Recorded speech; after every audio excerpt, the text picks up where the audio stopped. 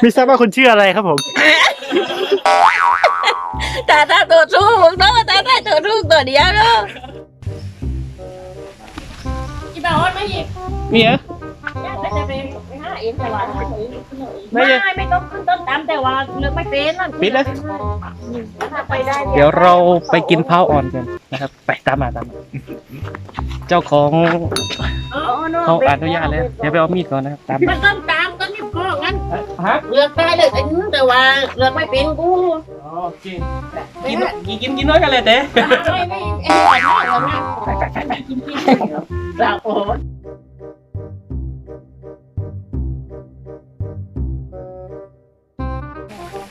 มากี่ไทยกี่ไข่กี่ยังกุน กรอบได้โชว์กรอบนี้บนนี้ ตรงไปเลยเนาะโอเค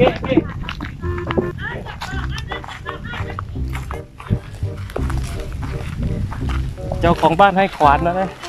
บอกว่ากินกี่ลูกก็ได้ฟรีจ่ายตังค์ฟรี ที่ตกปลาทั้งนั้นเลย ฝั่งนี้เป็นที่ตกปลาเดี๋ยวผมจะพาทุกคน เดี๋ยวมีโควิดนี่แหละ มาดูนะครับเดี๋ยวไปกินมะพร้าวอ่อนกันก่อน นอนกลางคืนนี่ได้โควิดนี่ เอาตกปลาตอนกลางคืนได้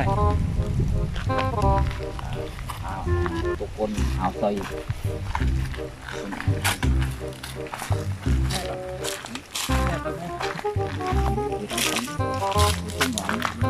ตำเนี้ยอยากกินนี่เนาะ ได้เลยล้างหน้าเลยยินน้ำมาเลย มีบ่อน้ำจืดลงมาจากเขา น้ำนี้กินได้นะทุกคนน้ำเย็นบริสุทธิ์เดี๋ยวขึ้นไป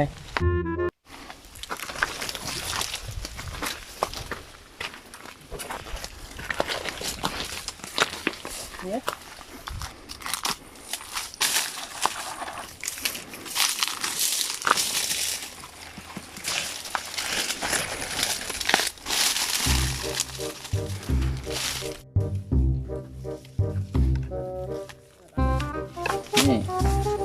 ใส่นี้เอาเขียงดูมาก่อน อันนี้ ถ้าใช่ที่ตันคุมนี้โปรคนนี้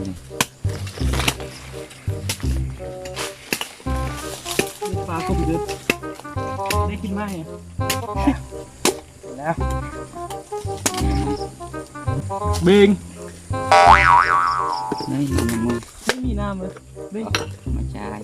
ไม่มีเบง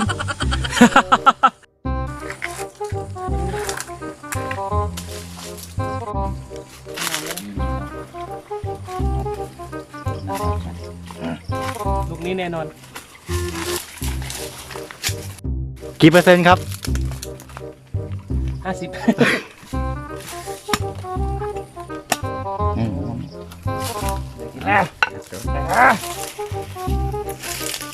นี่นะทุกคนเยื่อหวานเลยนี่เดี๋ยวผมไปกินเยื่อก่อน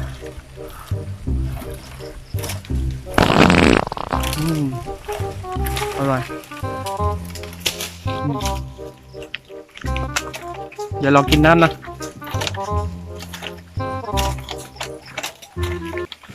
กินไหมรอบนอกกัน โอ้ชื่นใจอีกทีนึง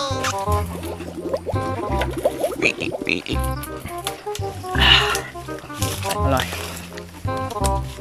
แรงเดิมลองดูตากล้องกินบ้าง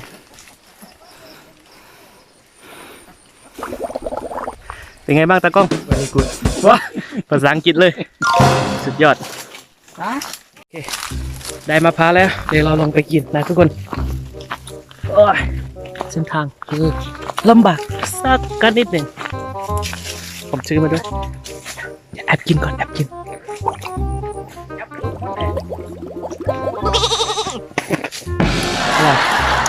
ไป ตำวันนี้ข้าไม่ให้ชุ่งเลย นี่เจ้าของ ดู เจ้าของบ้านนะครับ ครับผม อันนี้ก็เรียกว่าหยดยาห้อย อย่าเฮ้ย หยดยาห้อยเอาไปทำอะไร จิ้มน้ำพริก จิบน้ำพริก น้ำพริก บ้านติดทะเลนะครับ มีมะพร้าวส้มโอฟักแตงโมเชยโยฮิมีฐานที่นี้มีบ้านอยู่หลังเดียวสู่กองแกนะครับแต่กองแกก็มี ติดพอเพียง เรือออกทะเล1 ลำนะครับแกใช้ชีวิตแบบเศรษฐกิจพอเพียงนะคือทุกคนมีลานนะแล้วก็พาเต็นท์พาอะไรมานอนพักได้แกจะมีห้องน้ำด้วยนะที่อาบน้ำนะน้ำจากภูเขาไหลลงมาห้องน้ำนะนี่คือลานหน้าบ้านของแกนะครับ นี่แกทำเองทั้งหมดเลยนะครับ อยู่บนเกาะนะครับ ก็บันผือไว้มารอบนี้ไก่ล้อมรอบเจ้อาจจะมด โถ่เพียง เชียงได้เชียงว่าไกลล่ะ เป็นปีเลย อีกสักลูกนะทุกคนนะ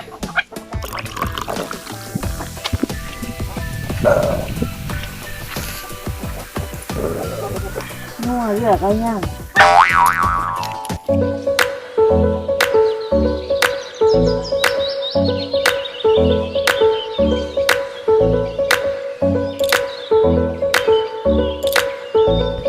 เป็นไงบ้างทุกคนได้ชมบรรยากาศนะริมทะเลว้าว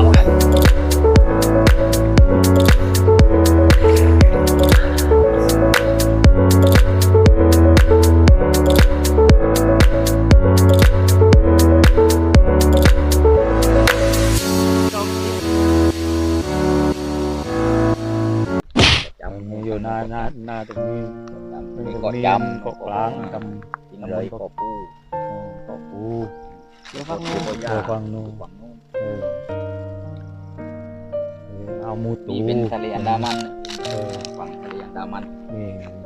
เหรียญดามันอยู่ทางหน้านะอาโนดไปไหว้นูก็ตีก็ท่านตีก็เคยจัดงานตีตกปลาของเขาประจำปีก็คือเอาใจก็เยอะเอาใจ บ้าน ต้องลา บ้านเอากองลา จุดนี้แต่ท่านตีผมเดียวอยู่กันไหว้นั่นซึ่งตรงนี้แต่ท่านตีแต่หายว่าข้ามาอยู่ตาไล่ตีอยู่เลยตอนการท่านอย่างต่างกันท่านโจรมันลำบากนิดนึงแต่ว่าต่างได้ดีๆก็เป็นตีปักป้นแล้วก็จะมาปักป้นหรือว่าก็จะมาเล่เล่ตกปลาห้อยได้อยู่อาบตา วิวเลยปลาติดตกน้ เนี่ยก็ติดตกน้ำมาเลยก็ได้สถานที่ก็แบบว่าจะฮบมันไม่กดเคยทำมันมากลางปินโนนอะไรก็ได้ ำก็ตกปลาก็ ตกปลา เก่งเก่งเก่ง แต่นี้มันมีหินมีปลาได้ดินหินมีสามารถห้อยกินเอามาต้มกินเล่นกินได้เพี้ยแล้วก็มีห้อยที่ว่าก็ว่าถึงอนุรักษ์ที่ห้อยมันตรงนี้อยากอนุรักษ์ก็ได้ก็ว่าห้อยขี้ว่าชาวบ้านเราว่า มันมีอยู่กันตรงนี้ว่าไม่มีที่ไหนมาปนมีอยู่ที่เอานี้เดียวถ้าเคยมาเลยห้อยนั้นมันอยู่ใตายหินกินยาพิษเนี้ยมันเอาว่าคนว่าอยากตัดชอบตัดลองก็ที่ตรงนั้นมาลองโลกเล่ได้ แต่คนไม่ฝีมือคนหน้าไม่เป็นนะ ไม่เป็นก็ไม่ได้ ไม่เป็นก็ยกมากัน เป็นการติดตามปักต้นตามปืนการมาจัดมาโค่อยโน่น มาปิ้งทาง เป็นยางอะไรห้องน้ำนี่น้ำธรรมชาติ น้ำจากกูเขา เขาไปมาตามธรรมชาติคิดว่าลองว่าเลยได้อยู่อันนั้นนะถ้าสนใจเดี๋ยวที่มาเดียวเดี๋ยวที่มาเล่ลัดโลอะไรคนก็ได้คอยพาที่ม่านมาทีหลังว่า เดี๋ยวจะติดเจย ว่ามาเดี๋ยวมาจุ่มธรรมชาติได้เรื่องอะไรบริการตัวเองกันมันนะทำประจัดบ้านๆป่าเนี่ยประหยัดใต้คือมันมาเยี่ยมมาชมกันได้แล้วมาชมความธรรมชาติเดี๋ยวว่ายังบริสุทธิ์เลยเดี๋ยวไม่มีอะไรปนเปื้อนนั้นแหละที่ว่าต้องสุรายาโมได้นั้นหรอกห้ามตรงนี้นะแต่ว่าเรา เด็ดขาดตามนี่ก็อยู่กับปิดกับอำเภอน้ำอำเภอข้างหน้านี่เกี่ยวกับผืนอักโลก อ๋อแต่เกาะข้างหน้านี่เนาะ เกาะดำเกาะมากเกาะโลลาเกาะโลซี่อยู่ข้างหน้าเราตรงนี้ อ๋อ เกาะปีเอาว่าเราไม่ยุติธรรมกันเลยนั่นแหละเกาะปีก็เพิ่ง มาถ่ายรูปเซลฟี่ได้ซึ่งบรรยากาศสวยนัดเดี๋ยวเราไปเล่ข้างหน้าว่าไป ตรงนี้ก็คือเป็นเตะสามารถมา ยอดเรือ จอดเรือ ตรงนี้จะเป็นเตะจอดเรือ ซึ่งเอามาตกปลาแถวนี้ได้ ปลามากไหม ราคาตกได้นั่นแหละแต่ว่าไม่ถึงกับมากแต่ว่าตาใต้ความนุกความสนุกกันได้คือว่าตกแบบว่าให้เรื่องให้ว่าต่างปักป้นหย่อนใจก็ว่านั่นได้ อืม ตรงนี้ก่อนว่าแต่ว่าเขาก็อยู่ตกตัวนี้ เนี่ยมาเก็บแล้วนะ สามารถมาเก็บอ้อยน้ำได้ อ้อยน้ำโอ้ยถือว่านั่นเนี่ยอ้อยนี้เอาไปต้มกินได้นั่นแหละ เนี่ยไว้น้ำน้ำแกงกะทิโอ้ยสุดยอด ต้มกินโดบเรายำเลยก็ได้ถ้ามีกลางคืนเอาไอ้ลิ้นก็เอาไอ้ลิ้นก็มี อ้อยลินก็มี อ่า สาหร่ายก็ เรื่องธรรมชาติถ้ารายถ้าดูนี่ต้องดูฤดูกาลมันถ้ารายนี่ก็มี มีเยอะ ถ้ารายนี่มันอยู่เพราะตามที่ข้างนอกนู้นเป็น ก็ ข้าง ทางนอก สามารถมากินได้ ต้ม ได้มาลงมาต้มมาชา ทำ เลยได้ ทำน้ำซุปซิตี้ ชุบดิซิโอ้ดิซิก็รู้จักนะ นี่เก็บแล้ว ไปที่มานอนกลางเต็นท์นอกนี่ก็ได้กันธรรมชาติ สบายธรรมชาติ ยางก็ได้ตรงนี้ อ๋อ สุดยอด ดูบรรยากาศนะทุกคน เนี่ยมันจะการเดียว โอ้ย คอยฟุดฟองเลยไม่มีอะไรปนเปื้อน อ่า ไม่มีอะไรอย่างหมักหวด มากวน ไม่มีอะไรกดย่อย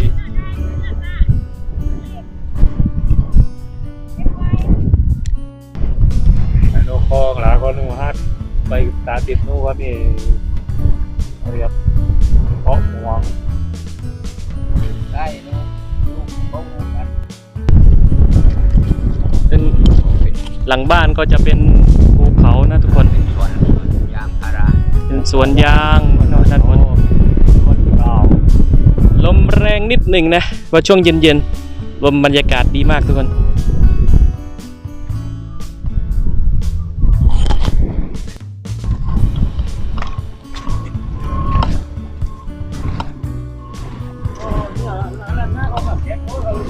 อะไรไว้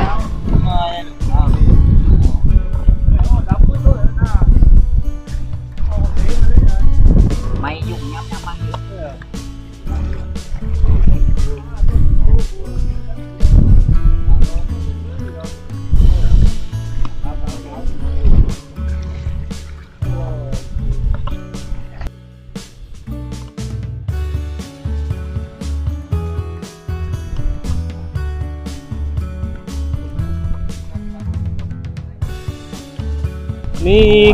นี่คือวิถีชีวิตฮะเอ้ย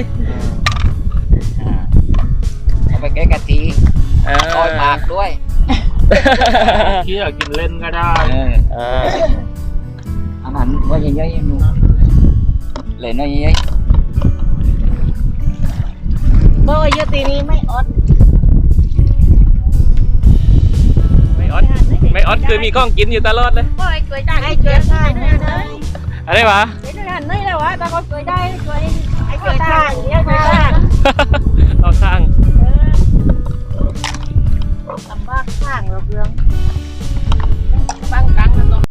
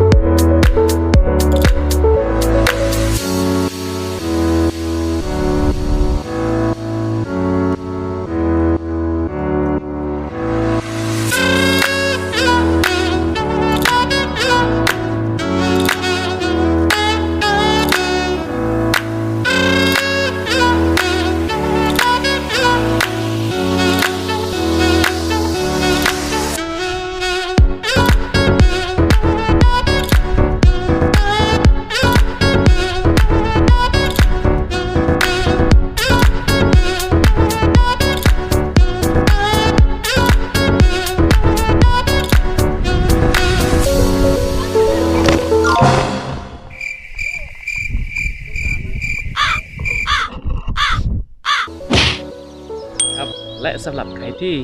ติดตามคลิปนี้แล้วอย่าลืมกด Subscribe กดไลค์กดแชร์และกดติดตามกันด้วยนะครับสำหรับ EP นี้ต้องขอลากันไปก่อนบ๊ายบายสวัสดีครับว้าว